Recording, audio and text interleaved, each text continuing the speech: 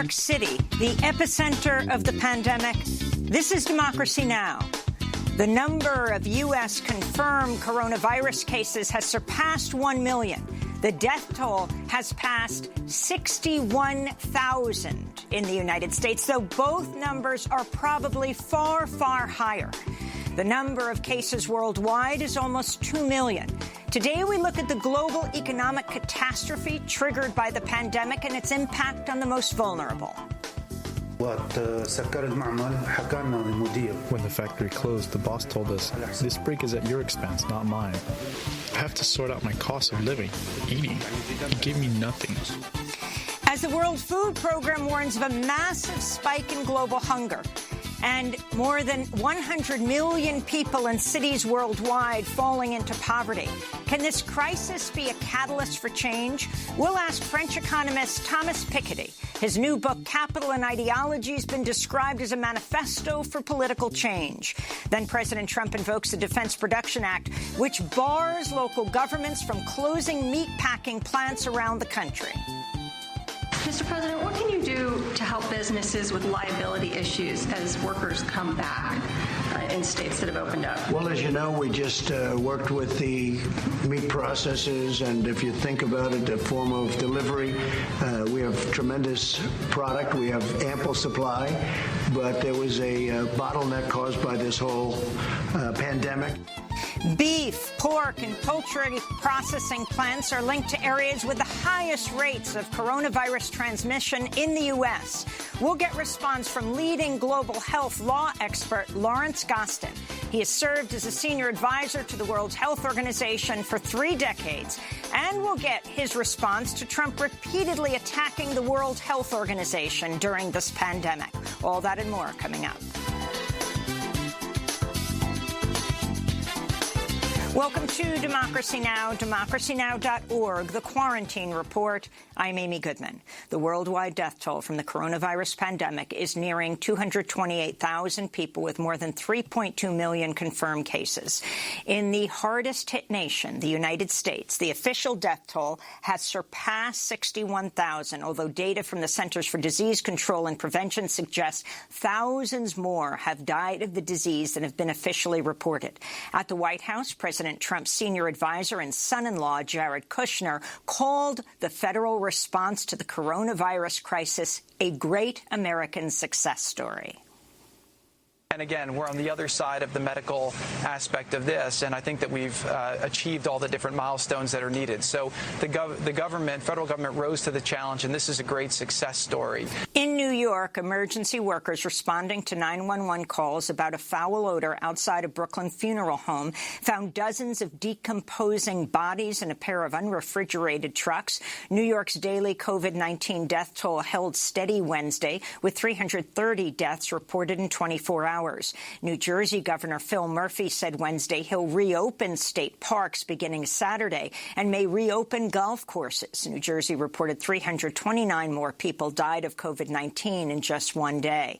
In Massachusetts, nearly 70 residents of a home for aging military veterans have died of COVID-19, making it the deadliest outbreak in a U.S. nursing home. The superintendent of the Soldiers' Home in Holyoke, a state-run long-term care center, has been placed on administrative leave pending an investigation. An Associated Press tally found over 13,700 COVID-19 deaths in nursing homes and long-term care facilities around the United States. At the White House, President Trump predicted the coronavirus would soon be eradicated from the United States, even if no vaccine is developed. It's going to go. It's going to leave. It's going to be gone. It's going to be eradicated. And it might take longer. It might be in smaller sections. It won't be what we had. CNN reports President Trump angrily threatened to fire his campaign manager Friday after he was presented with poll numbers showing him losing ground to presumptive Democratic nominee Joe Biden. Trump's outburst came one day after he suggested injecting disinfectants into COVID-19 patients. The New York Times reports top Trump administration officials are pushing U.S. spy agencies to hunt for evidence to support an unsubstantiated theory that a government laboratory in Wuhan, China, was the source of the coronavirus and not an animal-to-human transmission of the disease, as most scientists suspect. The effort is tied to the Trump campaign's bid to deflect blame for the pandemic onto China. Meanwhile, President Trump said Wednesday he's planning to travel to Arizona next week and predicted his presidential campaign would resume holding massive rallies, quote, in the not-too-distant future. On Wednesday, Dr. Anthony Fauci said a second wave of coronavirus deaths is inevitable and warned that if states relax stay-at-home orders and social distancing measures too soon, the United States, quote, could be in for a bad fall and a bad winter. The Food and Drug Administration will announce emergency use authorization for the antiviral drug remdesivir after preliminary results from a federal trial showed the drug could speed recovery in patients infected with the coronavirus. The finding, which has not yet been peer-reviewed, came after another study published in the Lancet Medical Journal found no benefit for the drug in severely ill patients in China. The new results suggest a moderate improvement in the death rate of patients taking remdesivir, whose hospital stays were shortened on average from 15 to 11 days. At the White House, top coronavirus task force scientist Dr. Anthony Fauci welcomed news of the first potential treatment for COVID-19. Although a 31% improvement doesn't seem like a knockout 100%, it is a very important proof of concept, because what it is proven is that a drug can block this virus. In Los Angeles, Mayor Eric Garcetti said Wednesday any Los Angeles resident who wants a coronavirus test can get one for free at city-run testing sites. The tests are by appointment only at 35 testing sites across Los Angeles County. Already, people are finding it very difficult to make an appointment. The Labor Department's releasing the latest weekly unemployment numbers today, with economists expecting another 3.5 million jobless claims. About 30 million people have filed for unemployment in just 6 weeks. Joining the surge are an increasing number of state and municipal workers whose jobs are threatened by an unprecedented drop in tax revenues. Without more federal aid, local governments say they'll soon be forced to lay off millions of public employees, affecting health, sanitation, education, transit, and other public services.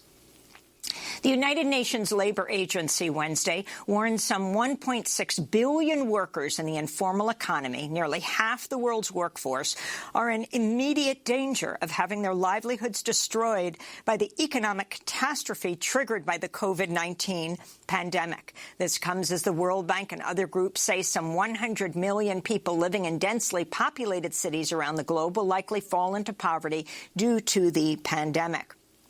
In related news, the World Food Program and UNICEF warn some 370 million children are missing out on school meals amid school closures due to the pandemic. The World Food Program earlier this week issued an alert about a potential massive rise in global food insecurity, particularly in East African countries. 20 million people are now food insecure in 9 countries in the region: Ethiopia, South Sudan, Kenya, Somalia, Uganda, Rwanda, Burundi, Djibouti, and Eritrea.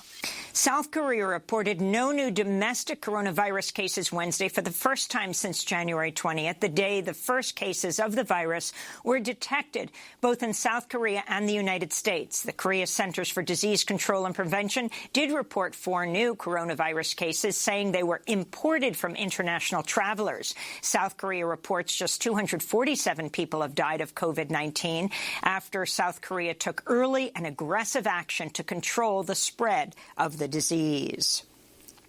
In Britain, the death toll from COVID-19 has passed 26,000, surpassing France and Spain and making the UK second only to Italy among European countries in the total number of coronavirus deaths. In Switzerland, health officials say it's now safe for children under the age of 10 to hug their grandparents after concluding that young people do not transmit the virus. The recommendation contradicts medical advice of doctors in other countries who say there's no data to support the conclusion.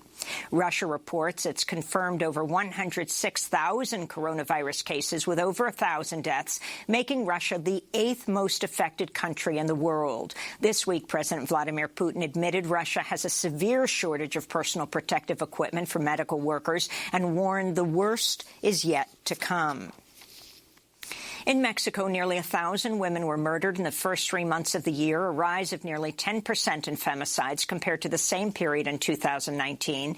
This comes as advocates warn Mexico's seeing a spike in domestic abuse during the pandemic, as people are told to remain at home, often leaving women and girls in lockdown with their abusers.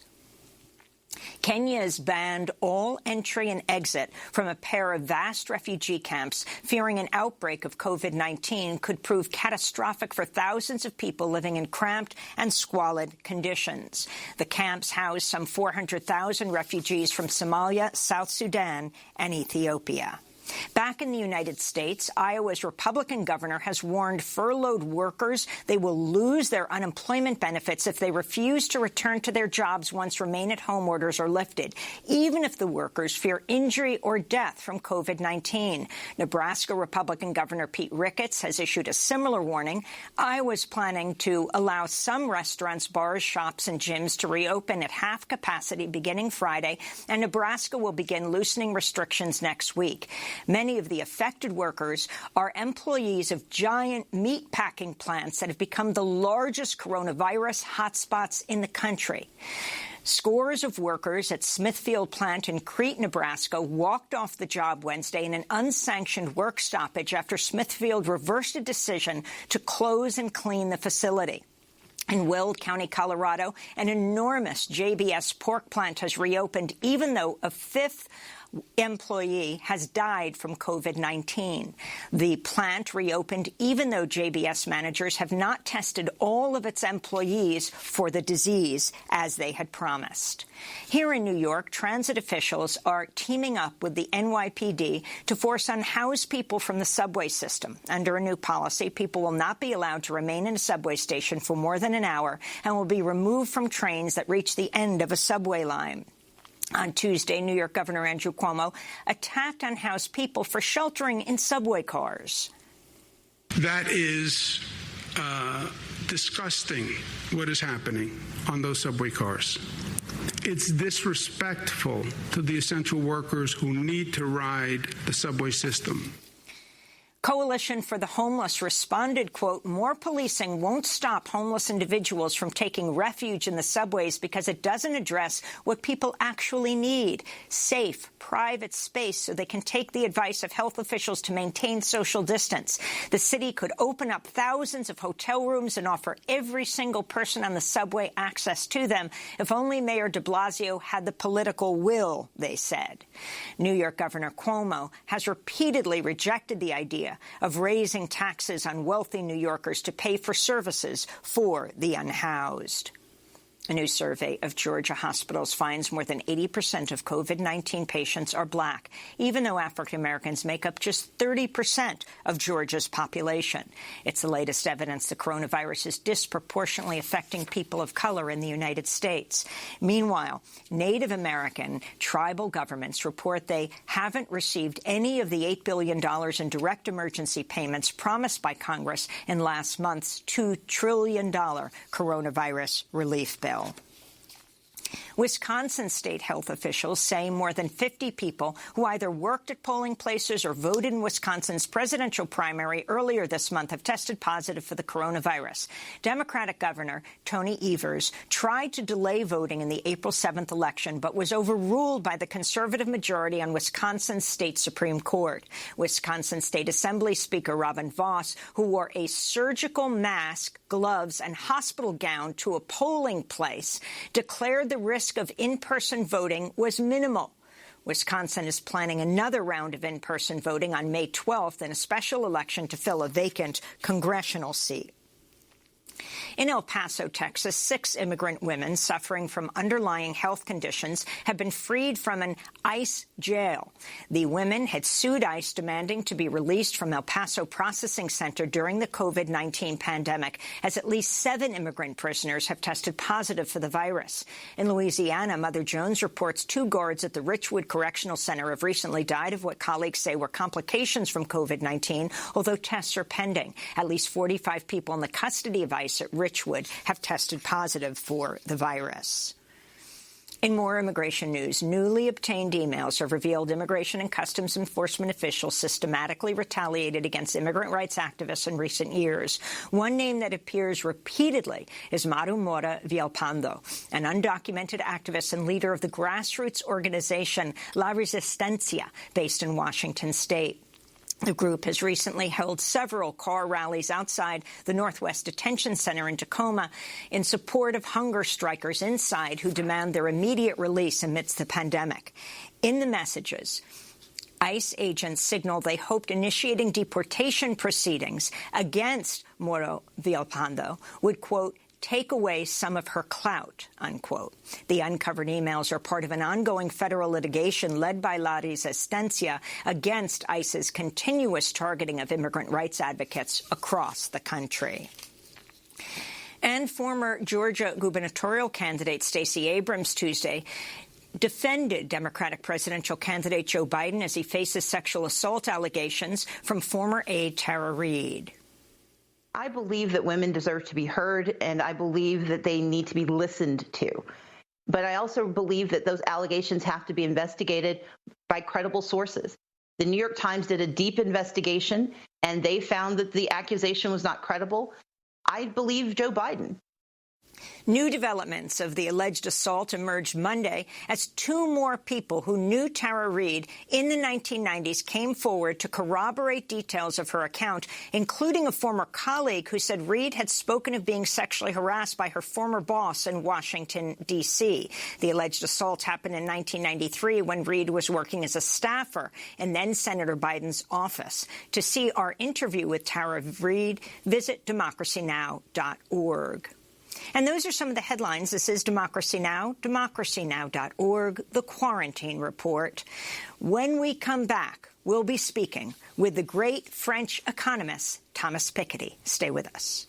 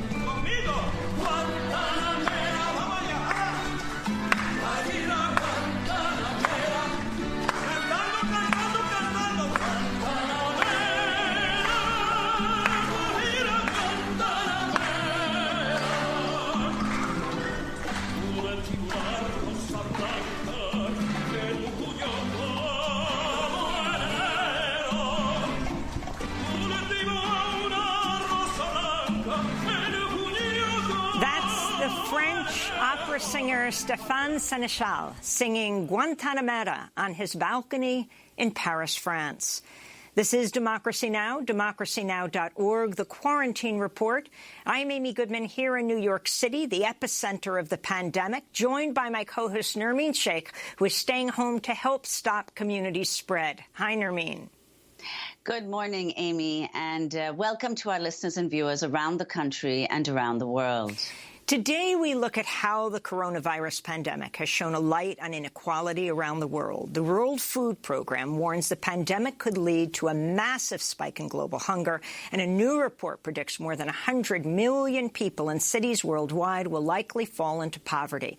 The United Nations Labor Agency said Wednesday some 1.6 billion workers in the informal economy, quote, stand in immediate danger of having their livelihoods destroyed, unquote, by the global economic catastrophe triggered by the pandemic.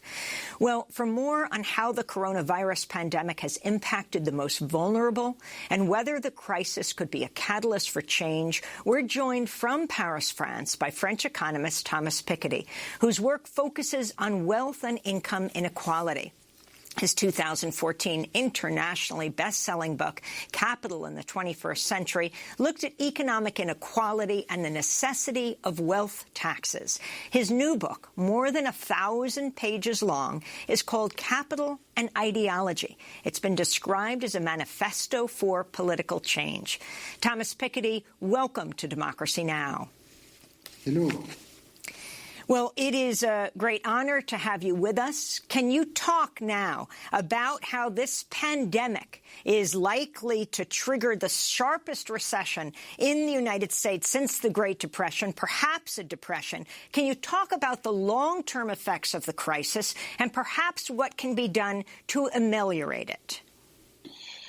Right. So, what I show in my new book, Capital and Ideology, is that this kind of crisis very often in history has the potential to change dominant views about what we should do about the economy, how we should organize our societies, the level of inequality. So, the first, visible impact of the crisis is, that we see the violence of social inequality. So, people are not equal with respect to lockdowns. They are not equal with respect to joblessness, income loss. So, you can see, people who have a very small home, or people who have no home, who have homeless, are in a very different situation than people who are locked down in their nice apartment or nice house. And in terms of income support, when you don't have any wealth, any saving, and when you are in a very precarious labor market position, you lose your income resources very fast. And I should say that, the unemployment benefit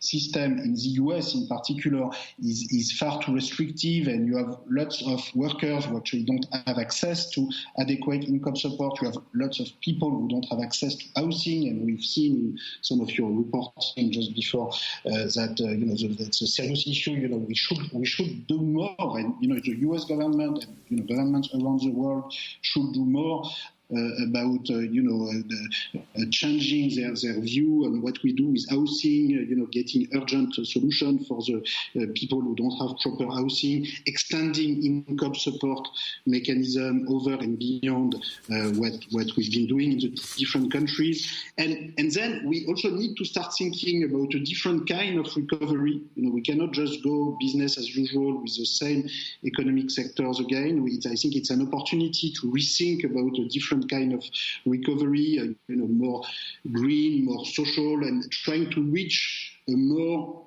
equitable and more sustainable development model, because this is something we've been discussing for a long time, especially since the 2008 financial crisis. And I think with the financing of this crisis, we are going to have to change our view about what's the proper level of inequality in a society. We see today that all the ideology sort of against government action, and in particular against public health systems and public investment in hospitals, this discourse today, of course, look very weak given the reality of the situation. So I think this is likely to change. It has already been changed to some extent, but this needs to go much further, than what we have done so far.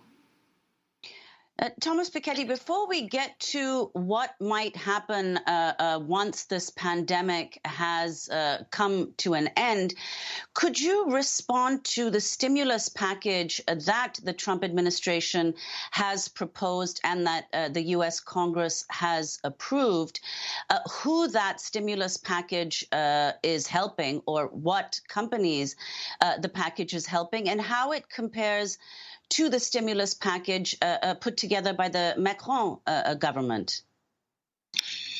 Yeah, there's a number of difference between the US and the European stimulus package. I would say, the first thing is that the US package is certainly insufficient in terms of unemployment insurance. Generally speaking, unemployment insurance schemes in Europe, not only in France, but also in Germany, in Denmark, throughout Europe, are more developed than in the US. They are more generous, including to wages, at 2 times, 3 times, 4 times the minimum wage, whereas the unemployment benefit system in the US is going to be pretty weak. And also, in terms of coverage of workers which don't have permanent wage earner status and who have different labor market status, including temporary work, I would say on both sides of the Atlantic, there is a lot of missing areas and a lot of gaps. A lot of people who simply don't have access to adequate income support,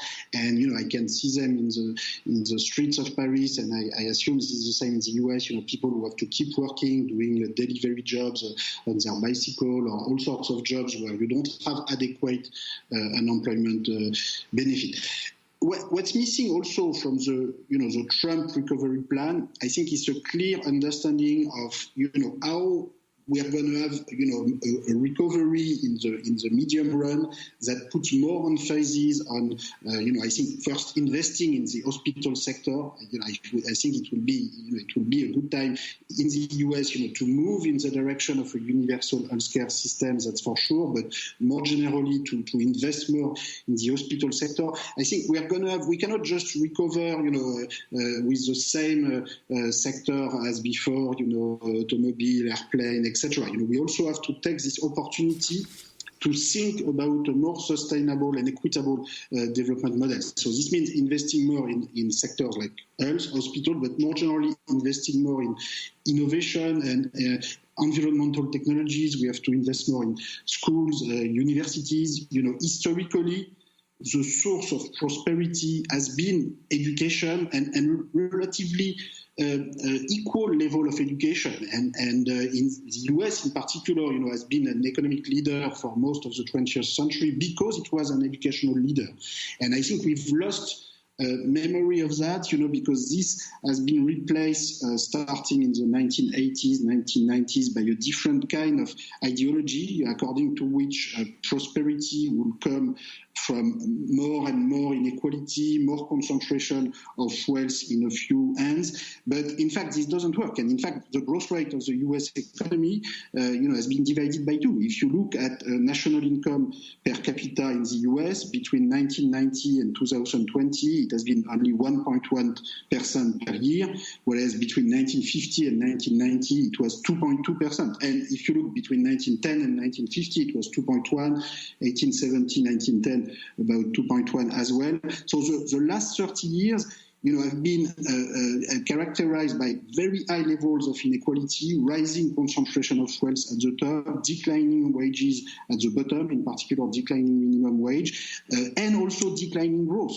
So in the end, this curve toward more and more inequality didn't work. And, I think we should take this opportunity of this crisis, after the 2008 financial crisis, to just rethink, not only about our health policy and investing more in hospital, which is the obvious, conclusion from this crisis, but also to rethink about our economic model more generally and moving toward more equality, more sustainability. And this is what I don't see, and I don't see it with Trump, I don't really see it with Macron. Both presidents, of course, are supposed to be very different, as we all know, but at the same time, there is one important common point, is that they started their mandate by giving big tax cut to the wealthy, to summarize. In France, there was a repeal of the wealth tax. In the US, there was big tax cut for very high income taxpayers and for large corporations. Trump also wanted to get rid of the estate tax. He couldn't get it adopted, but that was his plan.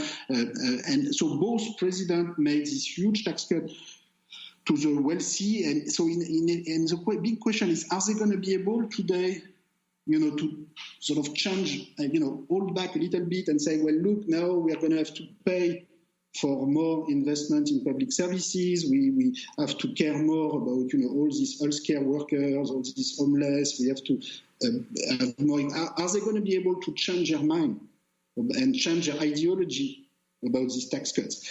And, I think it's very much an open question at this stage. It will depend on the strength of the mobilization in the opposition parties and various social groups that push for a different policy. It will also depend on what people within the Republican Party or within Macron Party, in the case of France, whether they will accept to continue, supporting their champion without a change in the policy package. And yeah, I guess it's too early to say what the full long-run consequences in terms of economic policy and political ideology of this crisis are going to be. And it's a general lesson that I take also from my book Capital and Ideology, which is that the crises are time when you have different trajectories are possible. You have very fast bifurcation. That's a very general lesson of history, is that the level of social inequality across societies primarily depends on political mobilization and ideological change rather than pure economic or technological determinants.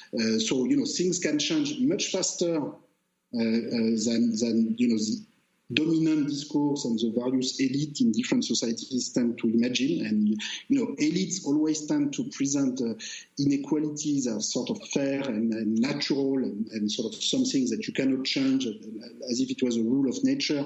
But what we observe in history is very frequent and very rapid change in the way we organize systems. So think of the wealth tax. A few years ago, the idea of a progressive wealth tax and billionaire, was hardly discussed. And, we've seen in the recent US campaign that, it was actually very popular. So, Bernie Sanders and Elizabeth Warren didn't win the primary, but their wealth tax proposal was extremely popular among voters, and not only among Democratic voters, but also among Republican voters. And, I think Joe Biden would be well inspired to borrow some of these ideas and in order to show that, more economic justice can actually come together with more economic prosperity, which was the case historically for a very long time in the United States, but has ceased to be the case. And, I think this is the right time to change the narrative and to change the trajectory. And Thomas, could you also respond to efforts that have been made at the global level to address this crisis? The International Monetary Fund announced that it will provide immediate debt relief to 25 different countries, among them the poorest in the world, Yemen, the Central African Republic, Mozambique, etc. And creditor countries, including France and the US, have also agreed to suspend debt. What effects do you think this will have? How much will it affect debtor countries? And what more do you think needs to be done? Well, first, let me make clear two things. That this suspension of debt payment, it's better than nothing. But I think it's not enough, because in the decisions that have been taken is that this country would have to repay more 1 year from now, 2 years from now, in order to compensate for what they didn't pay this year. So it's just a suspension, but you still have the payments that are pending. And I think in many cases we should just cancel some of this debt for good or over much longer horizon with a much longer suspension.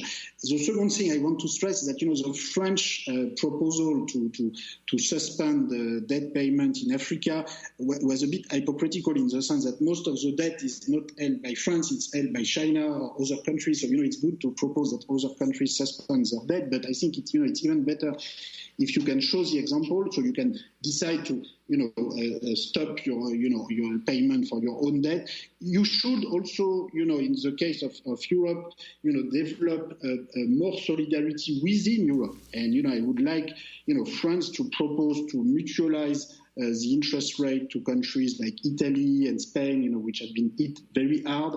And the usual excuse for not doing that in France is to say, well, look, the Netherlands or Germany don't want to do it, therefore we can't do it. But, it's always better to do something with 2 countries or 3 countries rather than 1. Of course, it's even better if all countries join after that. But to begin with, every initiative is good. Now, over and beyond this issue of debt, which is very important, I think this crisis, especially in developing countries, in Africa or in India, for instance, should be used as an opportunity to accelerate the development of the welfare state, of the safety net system. And, in many of these countries, you just don't have anything in terms of safety net, which means that when you decide a lockdown, when you decide a confinement, like what happened in India a couple of weeks ago, it's not clear that it's really something you can sustain for very long. Because in practice, what happened, and we've seen that on TV and many articles, is that, in practice, many of the rural workers or migrants were just pushed away of the cities. Many people that were working on construction sites in cities or who didn't really have a solid home in the cities were pushed away, and you had this sometimes violence and mass transportation of people through the countryside, which is probably not the best way to avoid the spreading of the virus. And in any case, if you don't have a basic safety net, at some point people will have to go out and work and find money and find food. And so, this should be an opportunity both in India, in Africa, in every country where you don't have such system to develop this kind of basic income scheme, which is possible. Let me say that, if you look in the case of India, which is a very important case, of course, this is about to become the largest country in the world very soon. This is the largest electoral democracy in the world. And last year, during the electoral campaign in India, there was a proposal by the Congress Party and by a number of lower caste parties to put in place a minimum income scheme. Unfortunately, they didn't win the election, partly, because there were terror attacks in Kashmir in January 2019, which allowed the Hindu Nationalist Party of Modi to reframe the election more in the direction of Hindu-Muslim identity conflict rather than redistribution and sort of social inequality.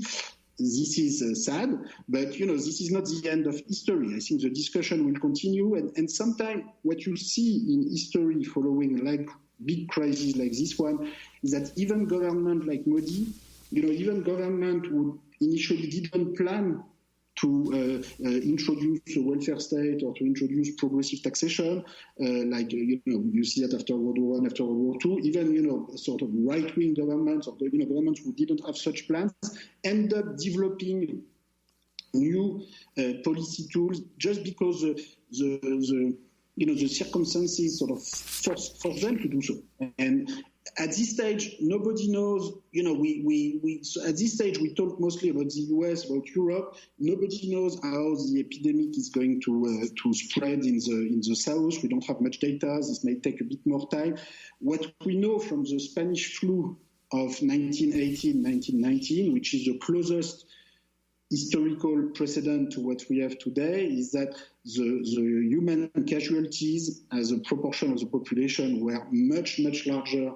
In India, in Indonesia, in South Africa, it was up to 5% of the population who died in these countries as compared to 0.5% to 1% in Europe or in the United States, which is already enormous. If today, 0.5 to 1% in the world will mean 50 million people killed so this is already an enormous mortality rate. But in poor countries it was 5 times more. So nobody knows at this stage how things are going to work out in the south. But it's clear that in case things go bad and in case a more complete lockdown is necessary in these countries, then governments will have to develop safety net, and the international community will have not only to suspend all debt and to actually cancel all this debt, but we will have to think also to a different international, economic, financial, and tax system. There's been a lot of discussion over the past 10 years at the level of the OECD on how you tax large multinational corporations, which, as we know, very often don't pay tax anywhere. So there's a proposal at the level of OECD. So everybody is around the table and pretending to be cooperative, at least for one time. And the idea is to have a common declaration of profits at the world level for large multinational corporations. And then the question is, how do you distribute these taxable profits across countries? And so far, because the OECD is a club of rich countries, countries in Europe and North America have said, well, we are going to try to get the money out of tax havens to bring them the taxable profit back to us, basically, rather than back to the South. So they are discussing about distributing the corporate tax base in proportion to the sales, in proportion to indicators which are sort of good for in effect for where the final consumers are in the north in terms of total value that is being sold. Thomas Piketty, I hate to cut you off.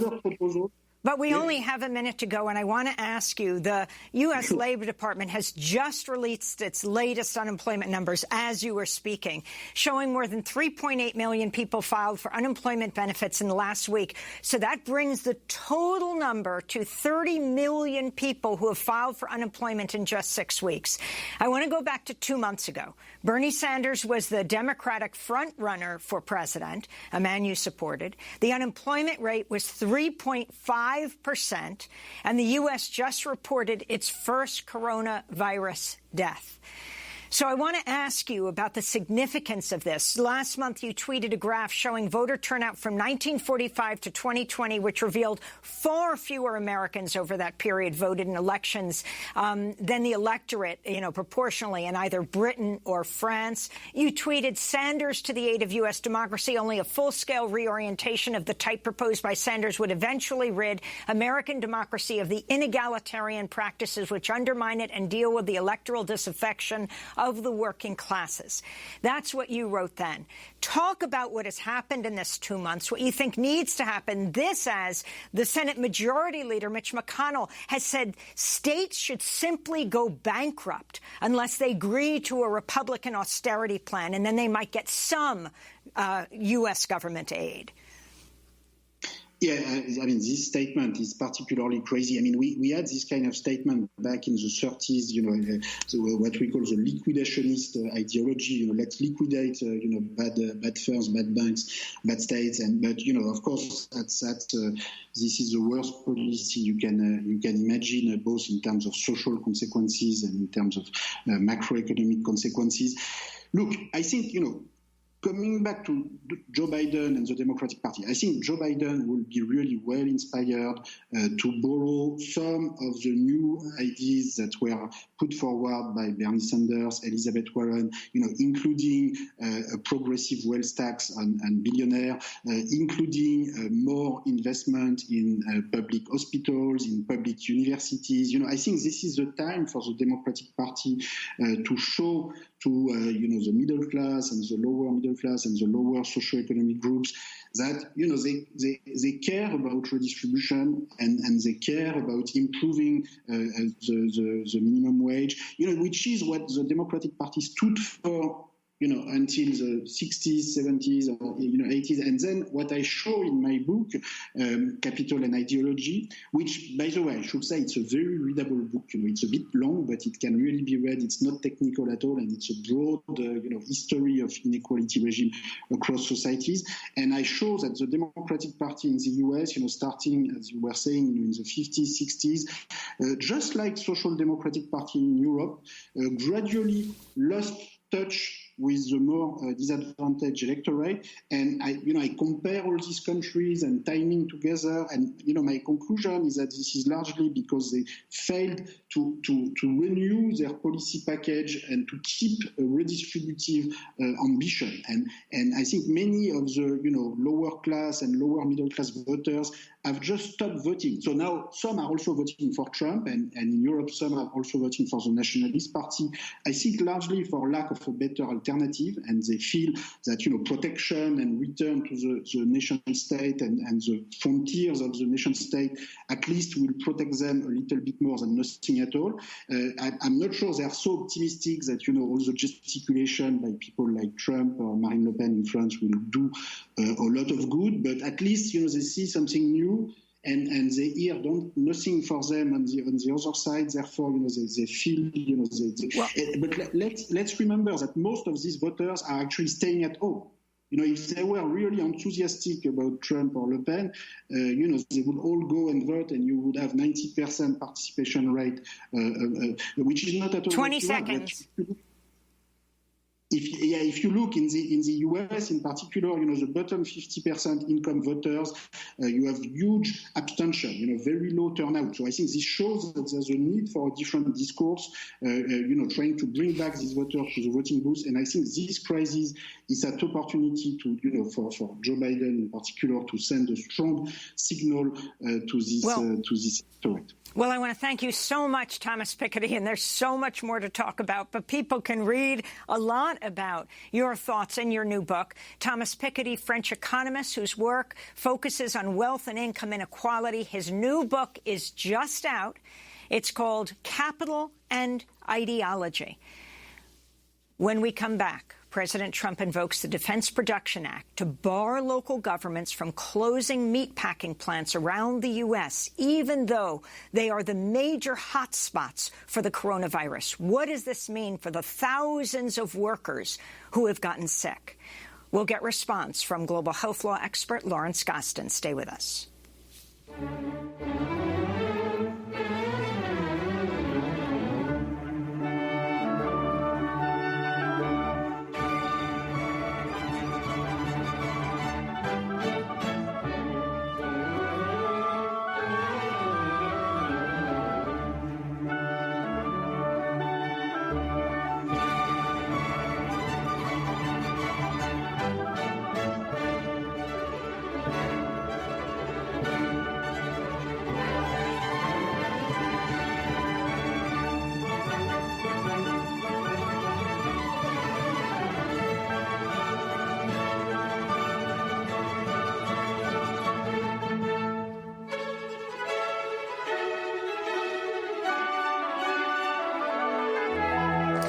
Mozart's The Marriage of Figaro, performed by the National Orchestra of Île-de-France while social distancing in their homes, playing alone together.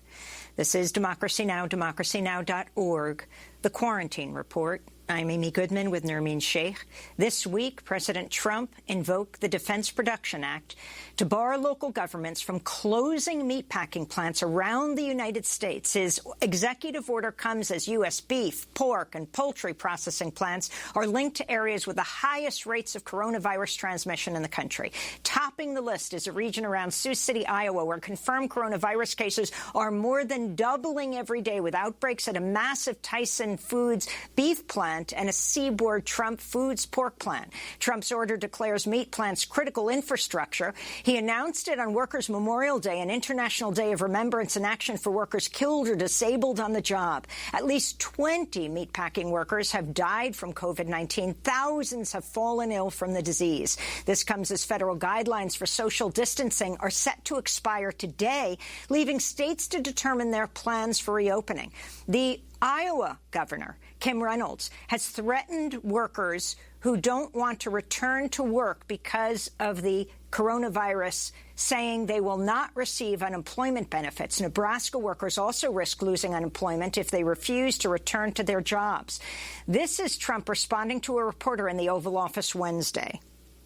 Mr. President, what can you do to help businesses with liability issues as workers come back in states that have opened up? Well, as you know, we just worked with the meat processors, and if you think about it, a form of delivery, we have tremendous product. We have ample supply, but there was a bottleneck caused by this whole pandemic, and it was potentially pretty serious. And I just got off the phone with the biggest in the world. I mean, the biggest distributors there are, and the big companies that you've been reading about. They are so thrilled. They're so happy. They're all gung-ho, and we solved their problems. We unblocked some of the bottlenecks. In a statement, Stuart Applebaum, president of the Retail, Wholesale and Department Store Union, said, quote, "We only wish that this administration cared as much about the lives of working people as it does about meat, pork and poultry products." Well, for more, we're joined by Lawrence Gostin, professor of global health law at Georgetown University, directs the World Health Organization Center on National and Global Health Law, and has served as a senior advisor to the WHO for 3 decades. He is also the global editor for JAMA, that's the Journal of the American Medical Association. He's joining us from his home in Washington, D.C. Lawrence Gostin, interestingly, last time you joined us on Democracy Now! Several years ago, it was to discuss the Obama administration caving to the meat lobby in its dietary guidelines, despite World Health Organization findings that processed meat can cause cancer. I want to welcome you back to Democracy Now! In a minute, we're going to ask you about Trump's attack on the World Health Organization, removing its funding. But right now, I want to ask you about this massive decision he has made, as thousands of workers have taken ill with COVID-19. President Trump issues this executive order saying states cannot close meatpacking plants. Talk about the significance of this. Yeah, well, I mean, remember, the Defense Production Act was really to kind of marshal our production for kind of a warlike state. And so if you think about, if we're in a war now, the weapons we need is not meat and pork. The weapons we actually need are testing equipment, ventilators, and particularly personal protective equipment for our brave health workers, our doctors, nurses, and others, staff in hospitals. So that's what the act should be used for, not for producing actually quite unhealthy products. Like beef and pork. But that's even a sideshow.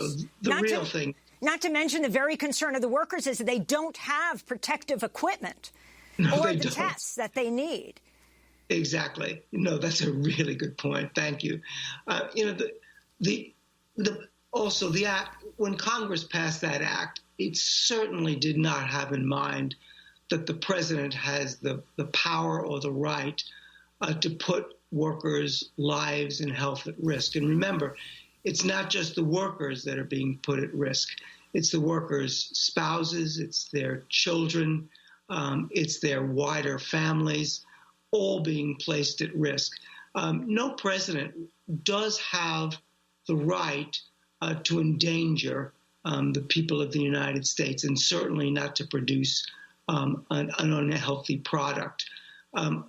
So what do we do now? I mean, I think, I would urge states, while they might still want to close those meatpacking plants down and let the federal government try to litigate it.